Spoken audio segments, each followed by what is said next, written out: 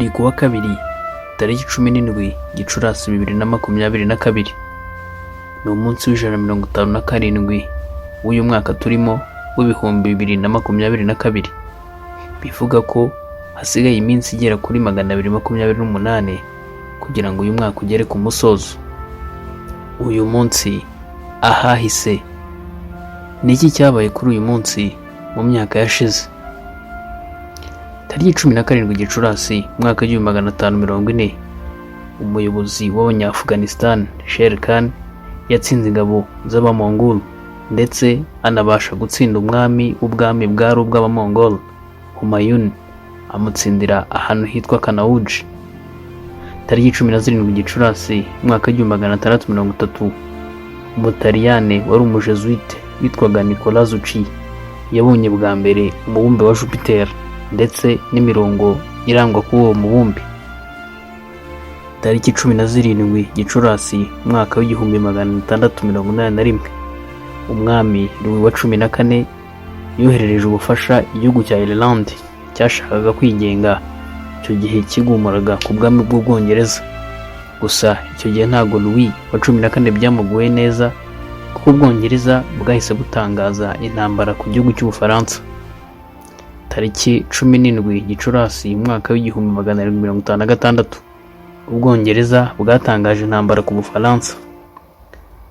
Tariki 17 Gicurasi mwaka w'1792 abacuruzi bagera kuri 24 bakomeye bo muri leta ya New York muri Leta Zunze Ubumwe za Amerika bashinze New York Stock Exchange. Ni isoko ry'imari n'imigabane rikomeye ku isi ribarizwa mu mujyi wa New York muri Leta Zunze Ubumwe za Amerika. Tariki 17 Gicurasi mwaka w'1814 Denmark yahaye Norvège ubwami bwa Swede, ariko igumana ubugenzuzi bw'ikirwa cya Greenland ndetse n'ibirwa bya Feroe. Tariki 17 Gicurasi mwaka w'1863 General Ulysses Grant yakomeje gutsinsura ingabo zigumuye zo muri Leta z'Amajyepfo yerekereza ku kiraro gikuru cya Black Rivers. Tariki 17 Gicurasi mwaka w'1939 igikorwa cya mbere cya sport muri Leta Zunze Ubumwe za Amerika cyanyujijwe kuri televiziyo kiri kuba live. Ni umukino wa baseball wahuzaga ikipe ya Princeton ndetse n'ikipe ya Columbia. Umukino wanyuze kuri chaîne ya televiziyo yitwa NBC. Tariki 17 Gicurasi mwaka w'1940 Ubudage bwigaruriye umujyi wa Bruxelles, umurwa mukuru w'Ububiligi, ndetse buhita butangiza intambara ku Bufaransa, aho hari mu ntambara ya kabiri y'isi yose. Tariki 17 Gicurasi umwaka w'1954 urukiko rw'ikirenga muri Leta Zunze Ubumwe za Amerika rwemeje ko bitemewe n'amategeko ko habaho ivangura rishingiye ku ruhu mu mashuri yose ya leta. Tariki 17 Gicurasi umwaka w'1973 Sena y'Abanyamerika yatangiye kumva abatangabuhamya mu byiswe Watergate Scandal yavugwagamo wari Perezida Richard Nixon, byaje no kurangira yeguye ku mwanya wo kuba Perezida wa Leta Zunze Ubumwe za Amerika. Itariki nk'iyi kandi mwaka w'2004 leta ya Massachusetts muri Leta Zunze Ubumwe za Amerika yabaye leta ya mbere muri Leta Zunze Ubumwe za Amerika yemeye ishyingiranwa ry'abantu bahuje ibitsina.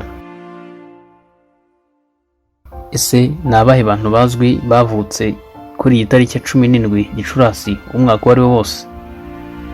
Mwaka w'1844 havutse Sandro Botticelli. Sandro Botticelli yari umushushanyi w'Umutaliyani. Uyu niwe washushanyije igishushanyo kizwi ku izina rya Birth of Venus, ikigirwamana cy'Abagereki. Mu gihe kandi ku itariki 17 Gicurasi mu mwaka w'1886 havutse King Afonso wa 8. Uyu yabaye umwami wa nyuma wa Espagne mbere y'uko Franco yigarura ubutegetsi mwaka w'1930. Tariki nk'iyi mwaka w'1900 havutse Ayatollah Ruhollah Khomeini.